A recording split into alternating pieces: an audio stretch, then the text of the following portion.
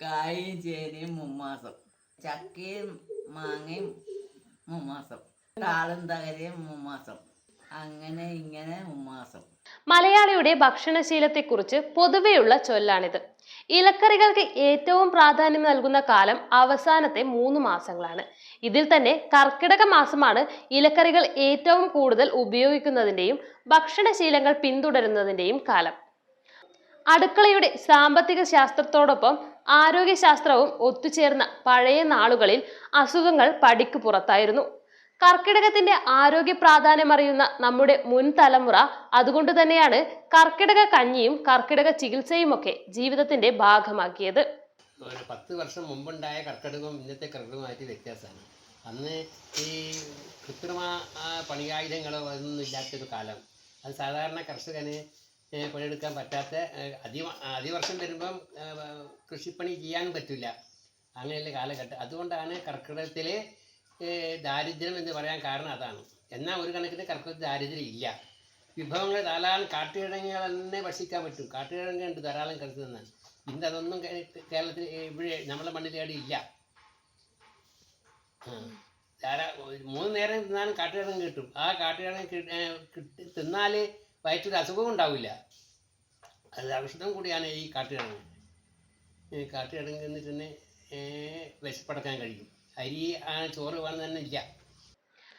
കർക്കടകം പിറന്നതോടെ മലയോരത്തെ വീടുകളിൽ ഇലക്കറികൾ സജീവമായി. പണ്ട് വ്യാപകമായി കറികൾ വെച്ചതും പിന്നീട് താല്പര്യം കുറഞ്ഞതുമായ ഇലക്കറികളാണ് കർക്കിടകം ആയതോടെ വീണ്ടും പ്രാധാന്യത്തോടെ തീന്മേശയിലെത്തുന്നത്. പഴയതുപോലെ 10 ഇലക്കറികൾ മാത്രം ഒതുങ്ങാതെ ഭക്ഷണയോഗ്യമായ പല ഇലകളും കണ്ടെത്തി കറികളും അപ്പങ്ങളും ഉണ്ടാക്കാറുണ്ട്. ഫാസ്റ്റ് ഫുഡും ജങ്ക് ഫുഡും ഒക്കെ ശീലമായി മാറിക്കഴിഞ്ഞ ഇന്നത്തെ കാലത്ത് ഏറെ പ്രസക്തമാണ് കർക്കിടകത്തിൽ വെക്കുന്ന ഇലക്കറികൾ. ഇന്നത്തെ പിള്ളേർക്ക് വേണ്ടത് ചിക്കനും പൊറോട്ടയും മാത്രം. അത് ഇന്ന് നേരം കൊടുക്കുന്നു. ഈ കാട്ടുകിഴങ്ങുകളോ മറ്റൊന്നും കിഴങ്ങ് വർഗ്ഗങ്ങൾ ഒന്നും ഇന്നത്തെ കുട്ടികൾ ആഹരിക്കുന്നില്ല. അതുകൊണ്ട് തന്നെയാണ് ഈ രോഗങ്ങൾ വന്നുകൊണ്ടിരിക്കുന്നത്. കർക്കിടകത്തിൽ 10 ഇല കഴിക്കണമെന്നാണ് പഴമക്കാർ പറയുന്നത്. ദിവസവും കഴിക്കുന്ന ആഹാരത്തിൽ ഇലക്കറികൾക്ക് വേണ്ടത്ര പ്രാധാന്യം കൊടുത്താൽ ഒഴിവാക്കാവുന്നതാണ് പല ജീവിതശൈലി രോഗങ്ങളും. പ്രാദേശികമായി ചില വ്യത്യാസങ്ങൾ ഉണ്ടെങ്കിലും സാധാരണയായി കറിവെക്കാനായി ഉപയോഗിച്ചു വരുന്നത് കോവൽ, മത്തൻ, താള്, തകര, ചേമ്പ്, ചീര, തഴുതാമ, കീഴാർനെല്ലി, മുക്കുറ്റി, ആനക്കൊടിത്തൂവ, വെള്ളരി, പയർ എന്നിവയുടെയൊക്കെ തളിരിലകളാണ്. താള്, ചേമ്പ്, ചേന, തവര, മത്തൻ, ചേന, കുമ്പളം, തഴുതാമ, ഈ ഉഴിഞ്ഞ എന്നാൽ ഒന്നും കൂടി ഉണ്ട്. കൊടുകുത്താനോ സംശയമുണ്ട്. കർണാടക അതിർത്തിയോട് ചേർന്ന ഗ്രാമങ്ങളിൽ വീടുകളിലെല്ലാം പത്രവട എന്ന താൾ ഇലയപ്പവും ഉണ്ടാക്കാറുണ്ട്. കഴുകി വൃത്തിയാക്കി താളില, പച്ചരി, കടല എന്നിവയൊക്കെ ഉപയോഗിച്ചാണ് അപ്പം ഉണ്ടാക്കുന്നത്. താള് വേവിച്ച് കുഴച്ചെടുത്ത് സമം അരിപ്പൊടിയും ചേർത്ത് മസാല ആവശ്യമാണെങ്കിൽ കുറച്ച് ഉപ്പ് ചേർക്കണം. ഉപ്പും മുളക് പൊടിയും അല്പം മുളക് പൊടിയും ചേർത്തിട്ട് വാഴ ഇലയിൽ പരത്തി പിന്നെ ഓട്ടുമല്ലിട്ട് ചുട്ടെടുക്കുക.